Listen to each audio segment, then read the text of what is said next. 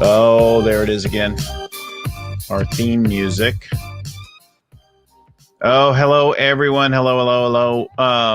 Bill Gallagher, your favorite neighborhood scaling coach, joining you once again with Mike Maddock. Hey, we're talking today about Forum and a new kind of Forum, but Forum in general, and the opportunity to get support and help each other deal with accomplishments and all of the things that affect us along the way.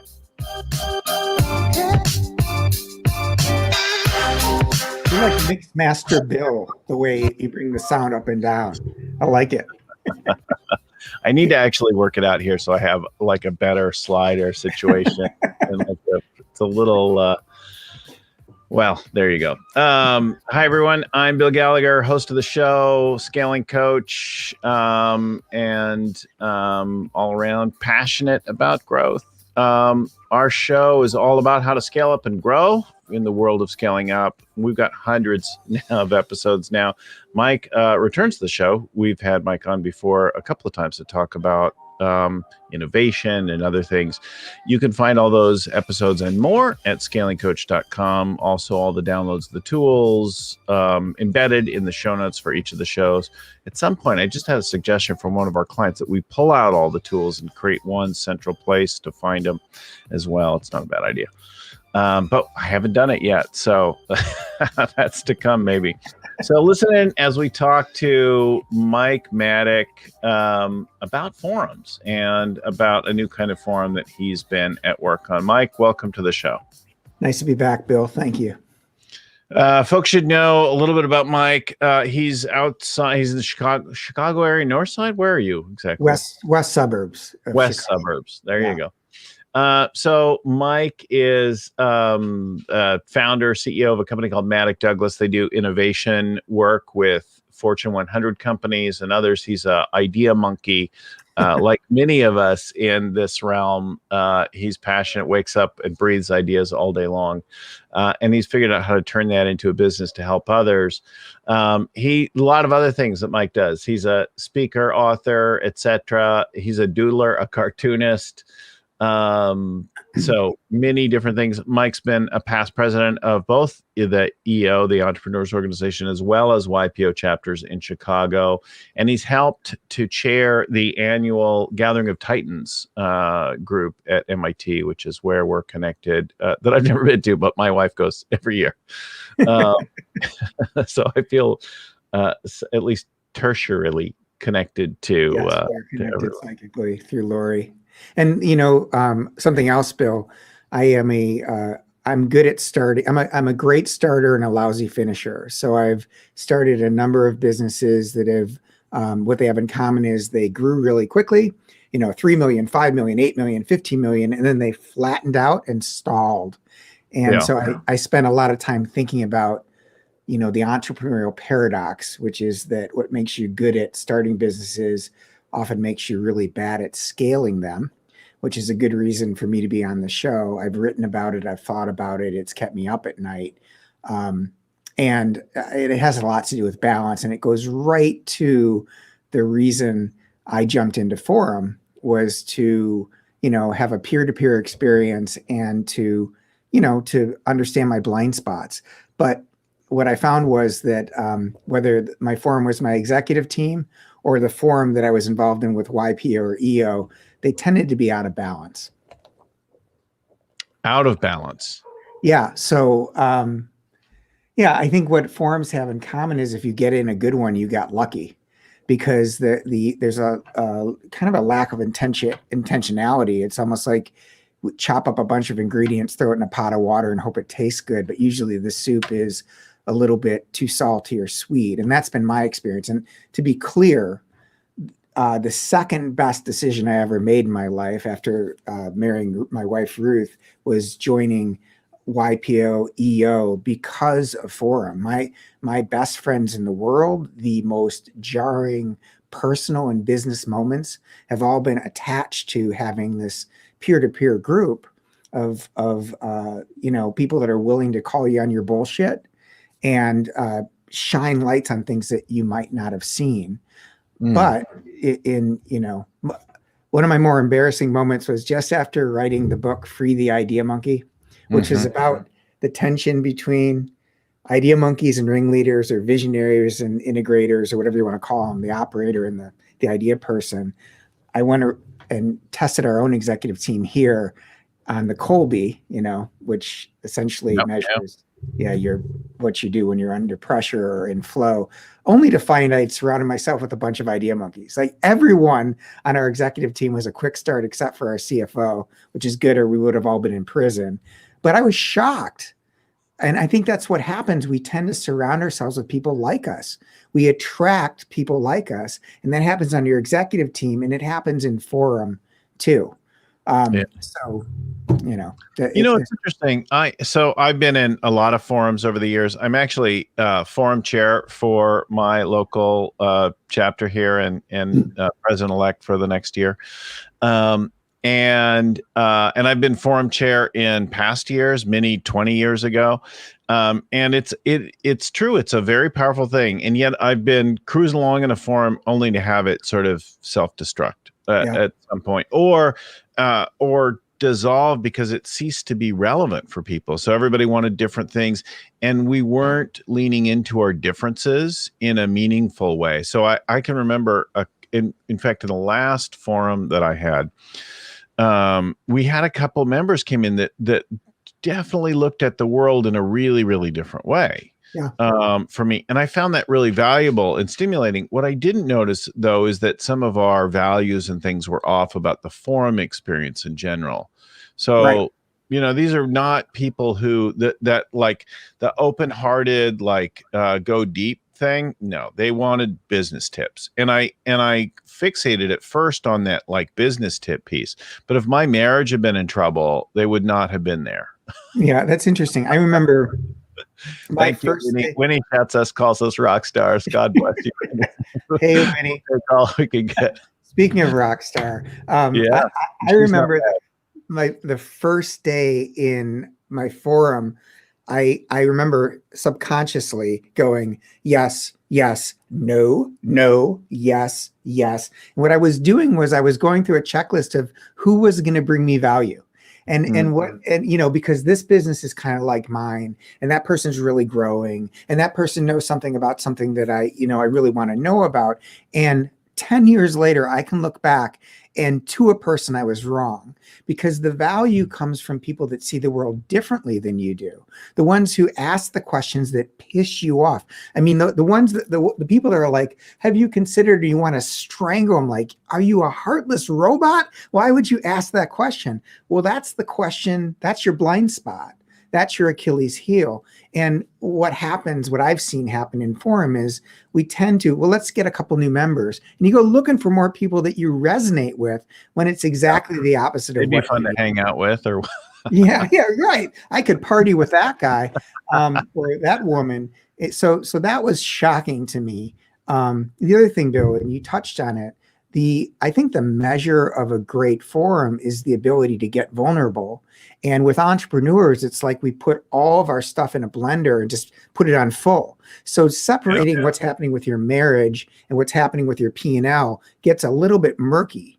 But at a young age, I think many business people are like, well, screw the personal stuff. I'm here to grow my business. And so that's a value thing that you got to get right in the beginning. And it goes to the intentionality of what a forum is for. I think that looking at that comprehensively makes a big difference. I'm suddenly echoing all over the place in your world. Echo cancellation. What's going on? Suddenly, well, I guess it stopped now, but there was a weird audio thing. I could just hear myself coming back. It was. Oh, that's scary. I don't know if it was going out to the audience or not. Anyway, I can remember being in a forum for 11 years, one of the longer ones that I've been in.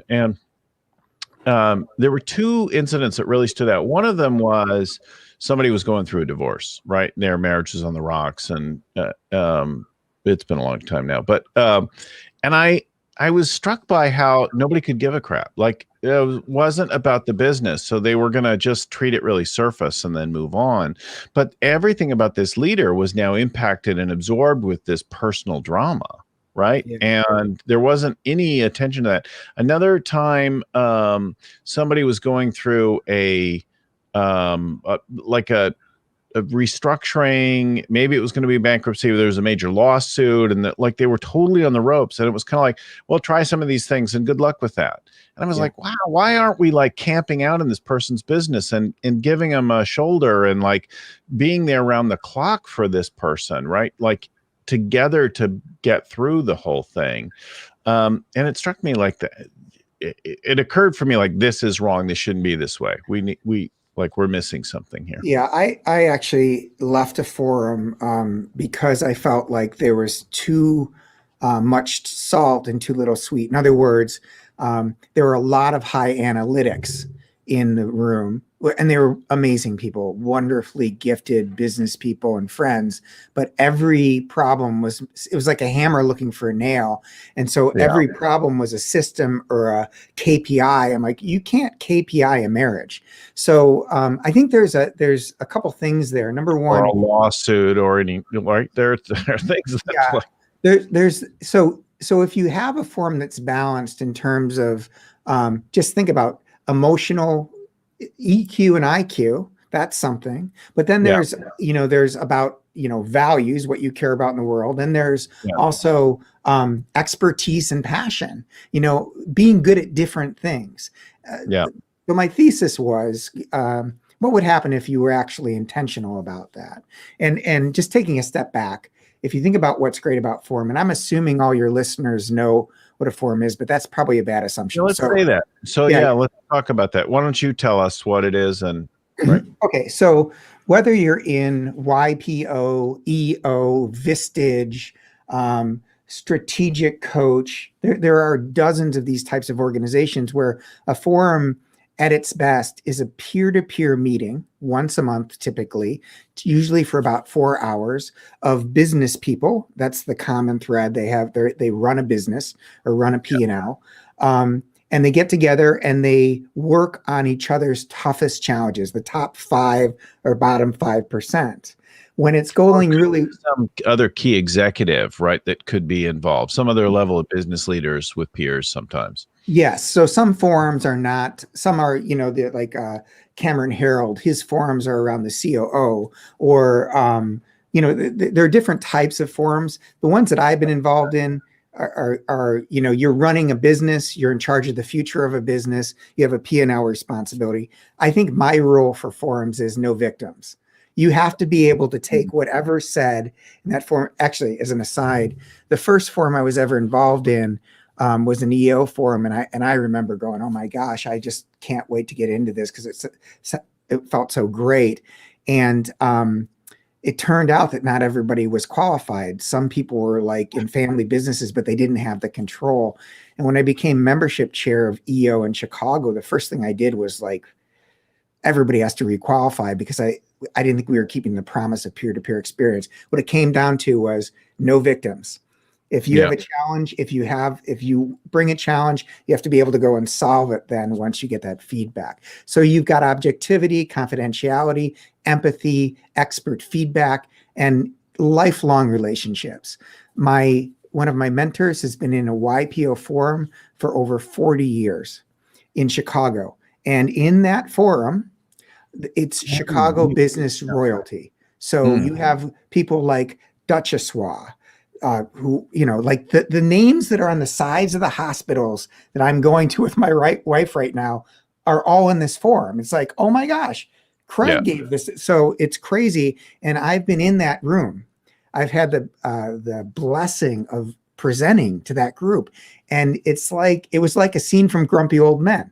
It's like, Teddy, you're full of shit. Bah, bah, bah. And here are these billionaires calling each other on their crap. And it was beautiful. It was so sweet, because these people really loved each other, and they'd been there through their whole lives, where it was just like some of these guys were scraping out for pennies as kids, and they'd supported each other. And that meant they had worked through bankruptcies and divorces and bar mitzvahs and christenings and like every major event in life. They've been there to help each other be better humans and leaders. So that's the beauty of Forum.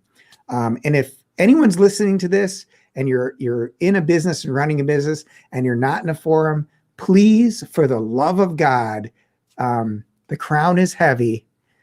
Go get yourself a peer group that you can, reveal your deepest fears and secrets in. That's the beauty of Forum. Yeah. So does is a mastermind a forum in your mind, or how? No, I don't think so. I mean, I've been in. What do you think, Bill? Do you think a mastermind is a forum? Sometimes. Yeah. So what's the mastermind seems a fairly loose, like it's a periodic gathering of people. Check, that's forum, right? Who have something in common interest, but not necessarily peers. Although often, I think, and then with a specific objective often in mind. We're gonna hit this next milestone or something. I think to be a true forum, the rule what's said in the room stays in the room, which means you can't talk about what happens. It's a sacred place. Yeah. Right. And to your point earlier, when you have that safety, then you can reveal why you're scared, what's keeping you up at night, why you think you're a lousy leader, parent, whatever. And you're opening yourself up. It's that vulnerability, the ability for someone in the room to fall on the sword, that allows you to open up. I'm seeing Karen Seitz. Yeah, Karen Seitz. The rules are different in mastermind versus forum. So thank you, Karen, for that. The rules but they're all like gatherings of people that you're learning from others. You're sharing and growing and supporting each other in some fashion together. So there are some common elements here. For sure. And that's also distinct from like an advisory board, where you might be a collection of people all contributing to one, right? Yeah. And I think that the downside of an advisory board or an executive team and a forum can be quite similar. It goes to the ability to attract and have a balanced group of individuals. They have different expertise. They see the world differently, and you trust them deeply. And that's when, I wrote about idea monkeys and ringleaders because I saw that companies that really did well had this almost like a love affair between the operator and visionary. They really leaned into what the other sucked at. In other words, under pressure, the operator's like, let's do what we did yesterday better today. And the visionaries under pressure says, let's blow shit up. Let's start over. And you need both of those skills. So being able to rely on those skills and lean into them is really important. Turns out, though, I think there are 6 different skills that an executive team really needs. And when I came up with Flourish Forum, the concept was, what if you curated a forum around 6 different types of expertise and passion, which should be the same, so that instead of just a visionary and an operator, you had, if there are 12 seats, or 12 people, I should say, there are 2 visionaries and no more. There are 2 operators and no more. There are 2 strategists. There are 2 rainmakers. There are 2 orchestrators. There are 2 tech futurists. And so then as you're taking on your toughest and most personal business challenges, you can rest assured that you're going to get a balanced perspective. And, balance is what creates diversity. And there's all kinds of research that shows the more diverse your executive team, the more profitable your company. So my thought was, okay, I've managed to start 4 businesses, but they stalled. What would an executive team look like if I could put it together that would have get us over those humps? And that's why I came up with Flourish Forums. So that's what I've been working on for about 6 months. And it's been so much fun.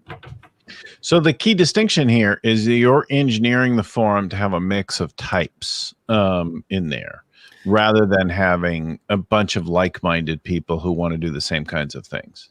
Exactly. It's like Tetris.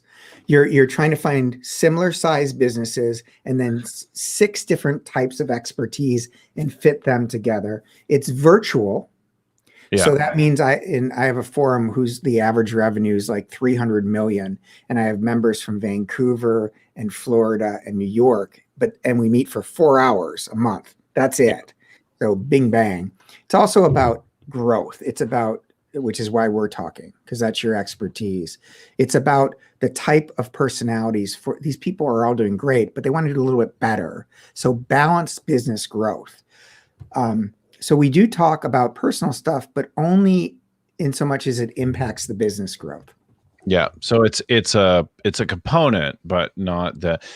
I definitely noticed that in some of the EO forums, there's a great deal of personal. And if I think about the companies that I know and work with between EO and YPO globally, I work with a lot more YPO companies for a lot longer than the EO companies because there's a much more of an emphasis on growth in YPO, and in EO there's much more of an emphasis on a lifestyle at some level. There's like, okay, I want to get my business dialed in. Yeah, and what happens is as companies grow, they're usually started by a visionary and then scaled by an operator. And I've noticed that the two toughest seats, I'll let you guess. So I'll give you the seats again, Bill, and you can tell me the two toughest seats to find. You've got operator, visionary, strategist, rainmaker, orchestrator, and tech futurist. What do you think the two hardest seats to fill are? Whoa. That was like too many rattled off. I definitely think it's hard for that visionary startup person to cede control and to find the right person and give that control. So integrator, orchestrator is the hardest to either develop or to recruit. Yeah. So in my experience, the operator is the hardest one to get. You know why? Because they don't believe you. They're such high fact finders. They're like, well, prove it's better than So what I have to do is I have to have other operators who are in a Flourish forum call an operator and say, here's how I've measured my success. It's great. Trust me. And then the rainmaker is difficult. Everyone's looking for a great rainmaker. And rainmakers are like, hey, man, I need to know how this is going to turn into money right now. 4 hours a month. What's the return on my investment? Because I'm selling, man. So those have been the two hardest seats to find. Anyway, I think actually the rainmaker. So I've had fantastic rainmakers, and I've beat myself up trying to find the next one. Yeah. And looking back at it, I think in finding a great rainmaker, there's a certain amount of luck to get that. And I found a couple over my career, and I had one in place, and then I brought in another one, and the clash was pretty disastrous. But in both cases, what I was missing that I've sort of since learned is the value in creating a playbook with a more consistent process instead of relying on a rock star is to get average production up. Take the McDonald's approach to sales rather than going and finding that sort of key. And the best rainmakers I've found were the ones who you were already doing something and they spotted it and wanted to come in and jump on your party. Yeah. Do you know your Kolbe, Bill? I'm just curious because no, I don't. I should know it. Because if you want, I'll send you a link. Because if I saw your Kolbe, I would tell you which seat felt comfiest for you around the Flourish forums table. So the challenge is that we can all do all those jobs usually, but as we grow as leaders, we tend to do what makes us feel strong. I agree with you on the rainmaker thing. You've seen the 2x2 where it's value and expertise. So low values, low expertise, fire them. High values, low expertise, train them. High values, high expertise, love them. And then that top left quadrant is like where Satan lives. And that's where your head of sales winds up typically. It's the low values, super high expertise. So you wake up one day and you've got this jag who's got 60% of your revenue in their pocket. And you're like, oh my gosh, this person is a complete disaster values wise, but I can't fire him. I can't fire her. And you have to. And so what's so brilliant about what you said is if you can find someone who isn't about like relationships and like, you know, crazy, messy BMW car, the stereotypical salesperson, and more about the process, you can find someone that has really good values and is pragmatic. That's how you can scale a company. It's so hard. It's such a hard person to find. It's a hard thing to do. It's all pretty hard, right? Yeah. So here's, you said something earlier that I'm on because I don't have exactly an idea here, but it occurs for me like one of the mistakes that we make again and again is trying to put the companies of the same size. And I have learned some amazing things from some pretty small companies or different companies that I have employed for great profit. And I find again and again, we want to like, oh, I want to put everybody in kind of the same level. And I'll get people who are like, oh, I'm at 500 people. And so I can't be in a forum with 50 people anymore. Yeah. And I'm like, you might be forgetting some of the lessons that you learned at that point. And certainly if you want to improve your tennis game, go play with a tennis pro or somebody way above your level versus playing. But sometimes if you go play and you watch somebody else, you're reminded of something that you've left out, or in teaching someone, sometimes you can up your game in some ways. And I think especially in business, looking at a broad range. I mean, one of the best ideas that I ever had when I was trying to grow a piece of Sprint's business years ago, I got from reading a Marketing Week article about Subway sandwiches selling cookies. Yeah. And they were just using a mystery shopper program to both measure and incentivize. And I'm like, oh my God, mystery shoppers in the telecom business, brainstorm. And all I was doing was combining something, seeing something new in a new way. But that mix that we can sometimes get, I think sometimes we miss, oh, I only want to play or I only want to be in a forum with people who are like me, you know? Yeah, I think that it's a really it's an astute observation. So it's kind of like the roles, right? Like, why not be? And I saw somebody in one of our accelerator programs do something with their bookkeeping, and I'm like, holy shit, I should go do that with this other company. So you've heard me say 100 times, Bill, you can't read a label when you're sitting inside the jar. Right. So I remember early in my business, and my background is strategy branding. So I am I'm always looking for the competitive advantage in positioning, et cetera. And I remember being in these meetings. Yes, but have you ever worked with a toilet paper company before? I'm like, are you kidding me? Because that's how, the silos that, well, we're B2B. So if you're not B2B, how can you, anyway? So I think totally everybody will discount something if they decide, well, you don't know about my industry. I'm like, yeah, exactly. And that's my fucking value here.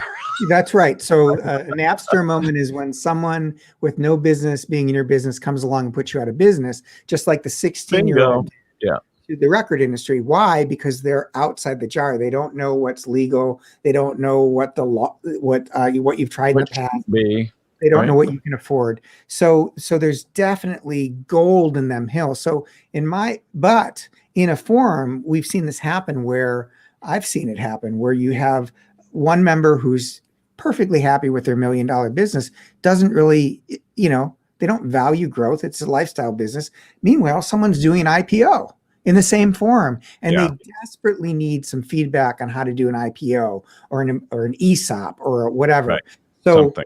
The diversity, I think, needs the way I'm thinking about it. And Bill, this is an experiment. I mean, I'm in rapid prototype. My goal is to have 1,000 members in 10 years, but first you got to walk.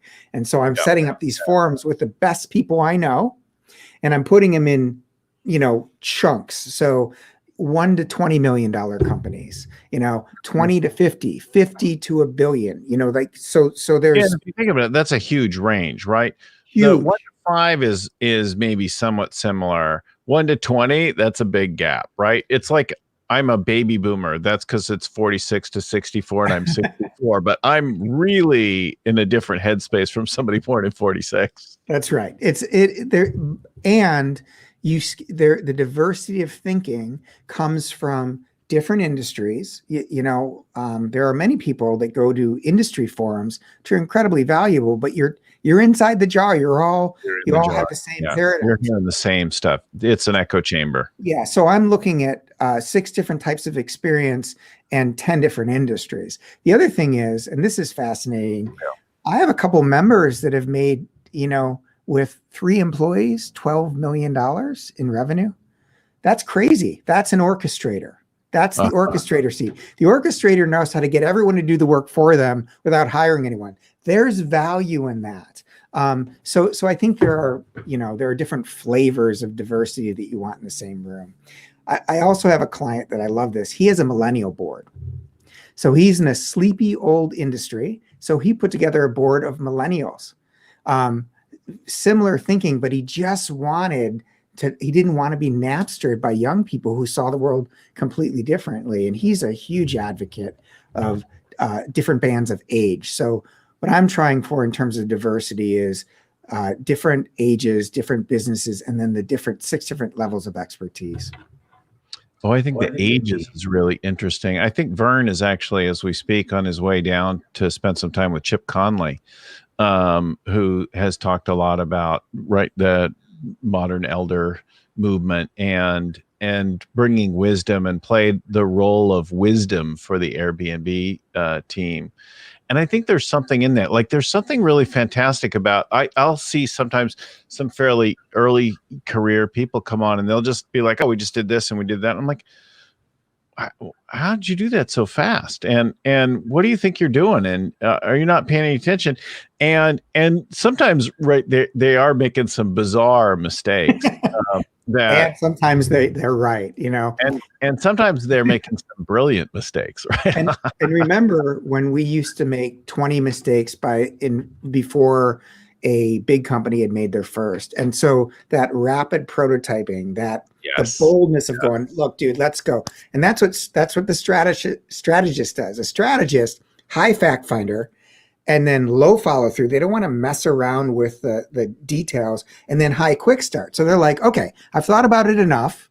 I heard where you want to go, visionary. Here's the straightest path, go. And I'm going to jump in every 2 weeks and turn the knobs, but let's go.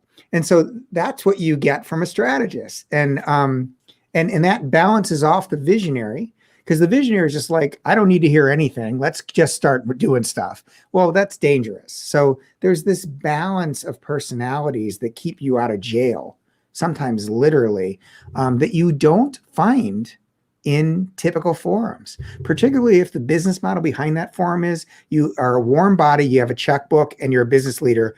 Come into my forum.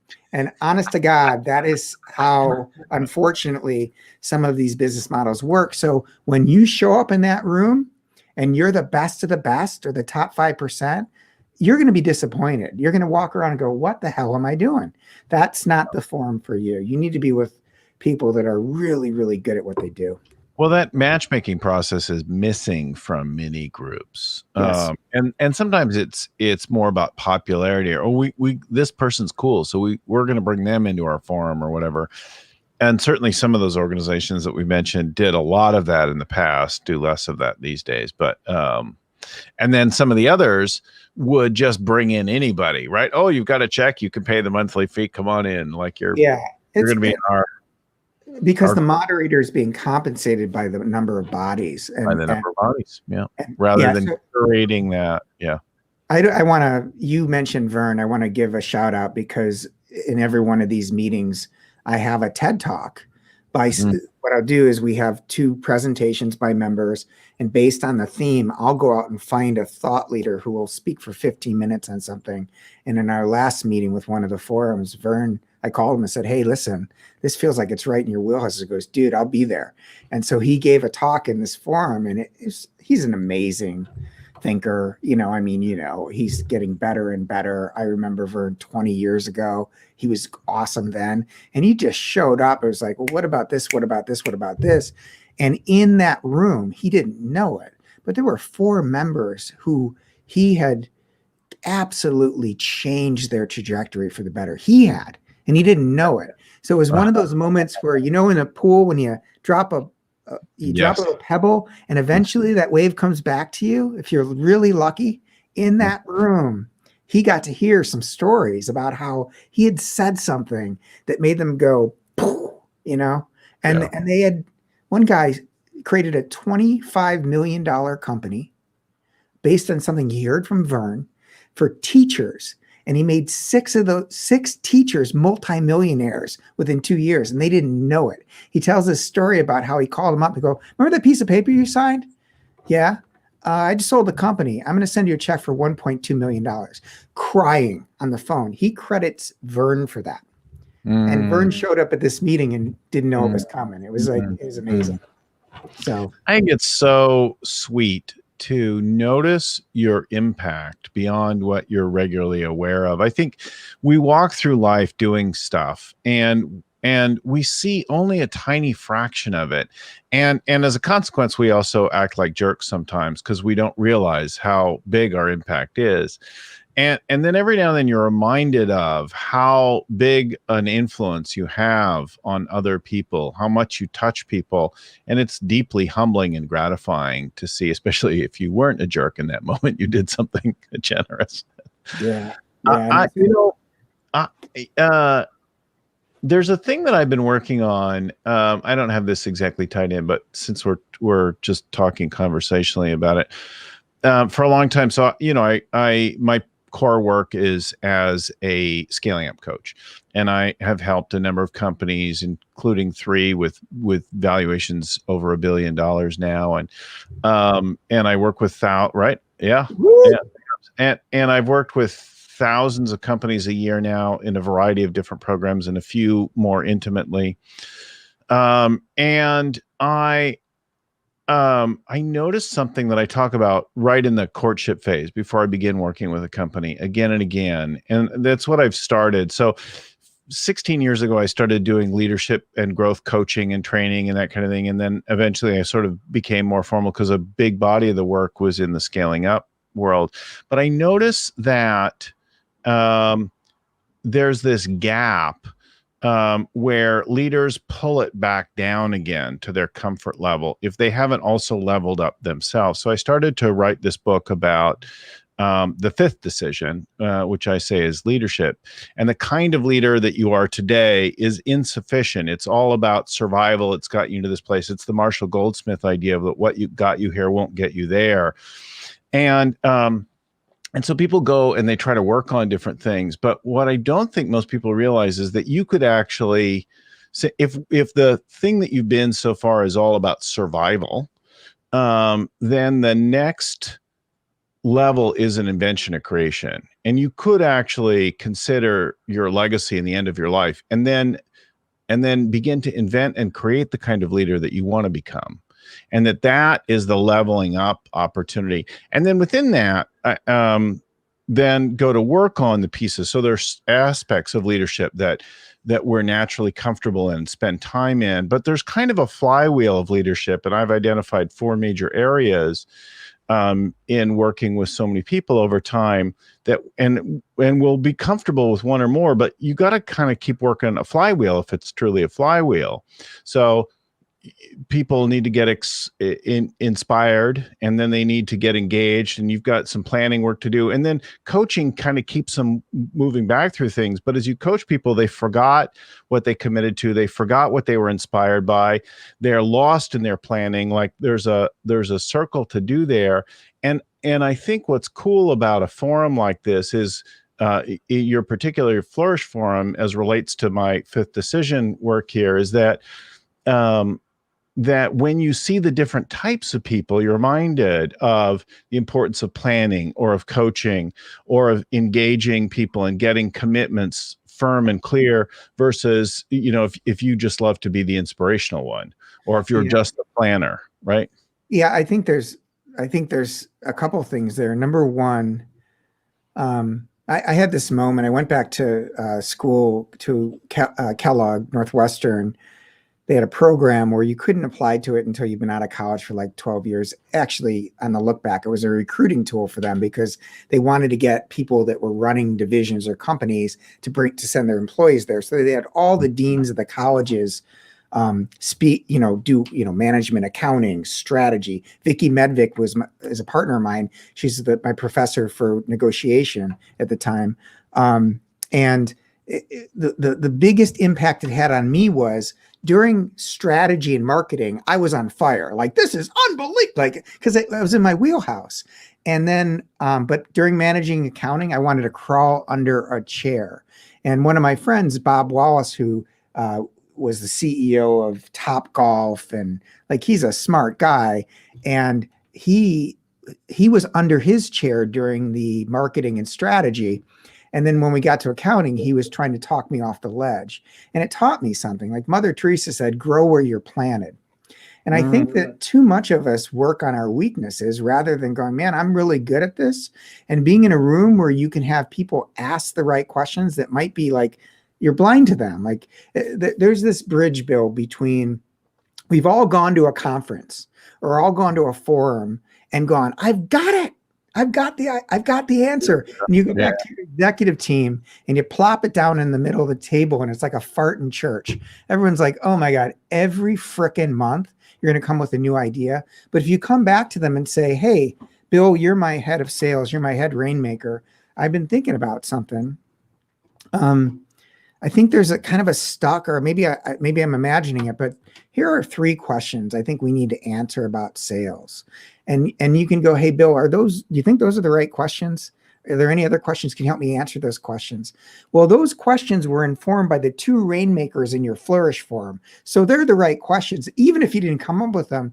And as soon as you start to engage with them, now you're a better leader, because you're admitting that you don't know the answer, and that's your strategy, not mine.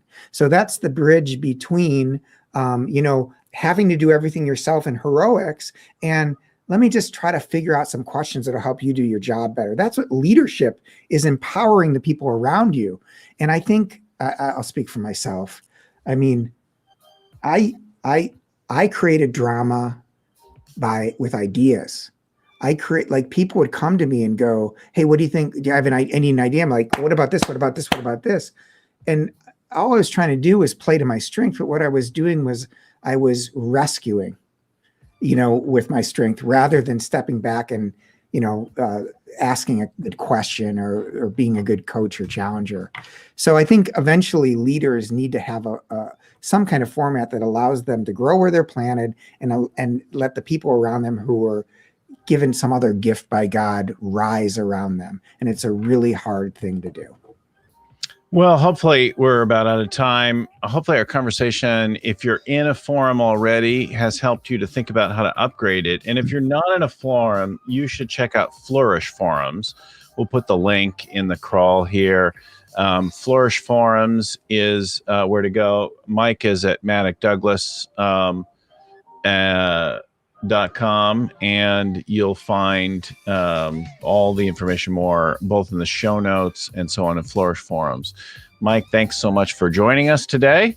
And I want to give big thanks. We've shouted out a little bit Vern Harnish in the course of the thing, author and creator of the Scaling Up Framework and the old Birthing a Giants program, the Rockefeller Habits that connects us, brings us all to this point. If our show helped you, please go ahead and subscribe so you get them every week. We do 3 shows a week now. A Getting Real episode, a deep dive on leadership with one of our somebody who's grown a company and gone through a range of things, a quick tip every Tuesday. And then one of these conversations on Wednesday where we dive into a core idea of something. I want to also give thanks to Lucy Summers, who's in the background, producing and organizing and scheduling our shows and all that. Big thanks to Lucy. Also to Albert Burge at Potfly Productions, who edits the audio every week. And our show notes are compiled by Ayn Kodina and written up by Tim McGowan. Our proofread by Tim McGowan. Thanks again, everyone. Keep listening, keep scaling. Talk to you next time. Mike, much love to you and the family. Talk to you all soon. Thanks, buddy. See you. Thank you.